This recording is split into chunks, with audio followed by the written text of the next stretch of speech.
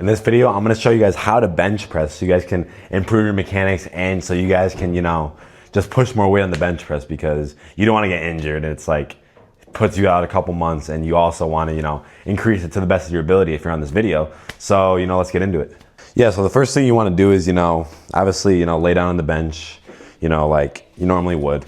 And just lay back and just, find where the bar is. What I like to do is I like to roll the bar all the way to the front.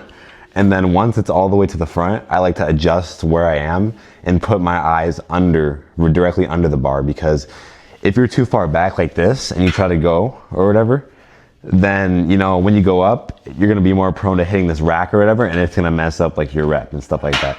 So, what I like to do is obviously just roll it all the way to the front and then see how the bar is all the way over here. So what I'm gonna do now is get my eyes directly under the bar. So when I come out, when I, unrack it and I go to my chest, I have zero chance of hitting, these little pins or whatever.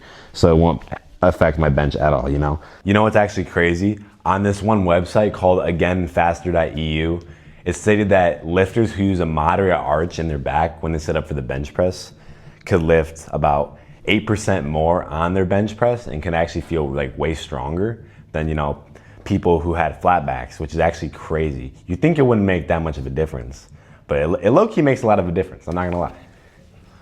All right, so now let's talk about some grip. So the way you wanna grip it kind of varies from person to person because, some people have longer arms, some people have shorter arms, and people are built different ways, their widths of their torsos and everything like that. But there are some general rules that you can apply to figure out the best grip for you. But to an extent, this comes down to personal preference, to be honest. So when I first started benching, I thought the best grip was to go right here. I don't know, that just felt the most comfortable for me, like where this transition is, put my thumb on there and, grip it like that. But the thing is with this is, for me, I'm more chest dominant. So what that means is the wider you go, like for your grip, the more chest you're gonna engage into the movement. So I like to push like heavy weight, so that helped me push heavier weight by going wider. But at the start, I didn't know any of that, so I just started narrow. But the narrower you go, the more, triceps you're engaging, I guess. So it kind of comes down to you. If your chest is stronger than your triceps, you're probably gonna benefit more from like a wider grip. But if your triceps are, stronger than your chest, you might wanna go a little narrower. It all depends on you. But for me, what I do now, currently, like knowing what I know, is I'll find this ring over here on the bar and I'll go a little bit in. So I'll put my pinky in the ring and then go a little bit in. For me, this feels comfortable. So you just kind of play around with it, see what feels comfortable for you.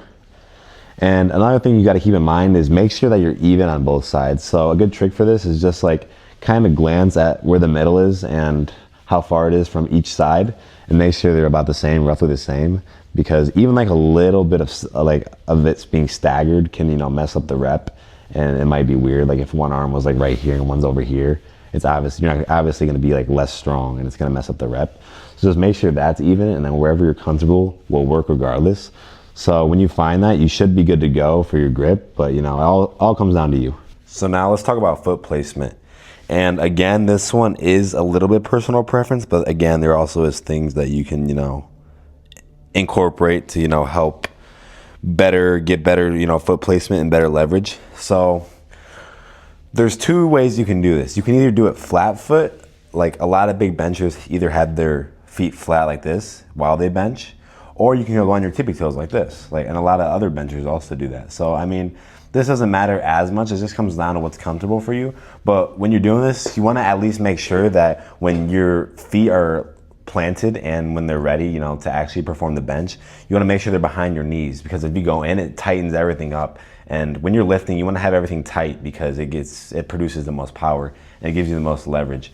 And you wanna think when you're doing the rep to drive through your heels. Even if they're not actually touching the floor, you still wanna drive through them, you know what I mean? And just think about that, because that's also what's gonna help everything stay tight and give you more power.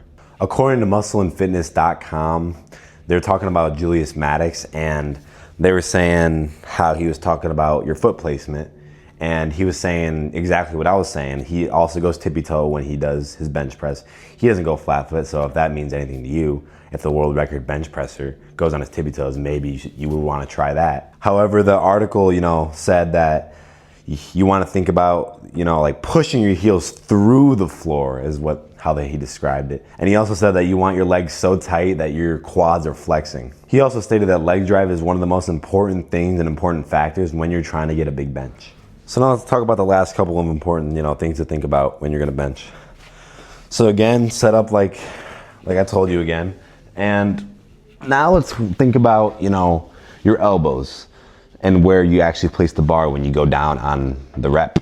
So once you set up like you normally do, put it here, like I told you, find it, arch yourself up a little bit, and then obviously find your grip. And then when you go out, you want to think about your elbows being tucked in, tuck them in, and go down like this. You don't want to be flaring your elbows out. And the reason this is what flared will look like.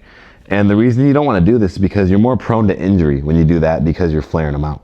But if you put them in like this, just a little bit, and you go down front, you'll never tear a pec, or your likelihood of getting injured is way less. And the place where you want to place the bar on your chest is right below your sternum. So right here and then up. Just place it right there every single time. The reason we don't want to, place the bar any further, like all the way up here, is it puts a lot of stress on your shoulders. And in the long run, over time, it can obviously promote getting injured again and putting a lot of strain on your shoulders and your joints. So putting it all the way over here, especially with a lot of weight, is a bad idea, and you won't feel as strong. So right below the nipple and below the sternum, right here is where you want to place it and explode up. So the last interesting fact that I want to talk about comes from performanceportcares.com, and it states that almost half of all pec tears come from actually bench pressing. So you want to be very careful, when you're bench pressing. Make sure you have all the technique down, especially if you're going to go heavy, because when you're going for your 1 rep maxes and you're going for just like doubles and triples, the prone to injury increases significantly. And if you're not doing one little thing right, it can end your whole bench press career. So that's a crazy number, and we need to just make sure that we're doing the form right and doing everything right and being careful. So now let's put everything together. So I'll commentate through all the steps real quick again, just for a refresher, and let's go through them all. So lay back on the bench, figure out where the bar is, and then bring it all the way at the front. And then obviously, arch your back a little bit, to get in position. So you have an arch on your back, and make sure that you're, either on your tippy toes or flat footed with your feet behind your knees. Find where your grip is, and then unrack it. Make sure your elbows are tucked, touch right below your nipple, explode up, and repeat that process until you're done with your set. Hope you guys enjoyed that video. Hope you guys learned a lot about, how to set up in the bench press so you guys don't get hurt, so you guys can push more weight. I want to see you guys incorporate these tips, just come back to this video, say, oh yeah, wait, that's how you do it. And I also think I did a good job of explaining why you're doing these things. So if you guys can incorporate these, you guys can, put some extra pounds in your bench and, feel good about yourself and feel confident when you hit those big weights. So without further ado, I'll catch you on the next one.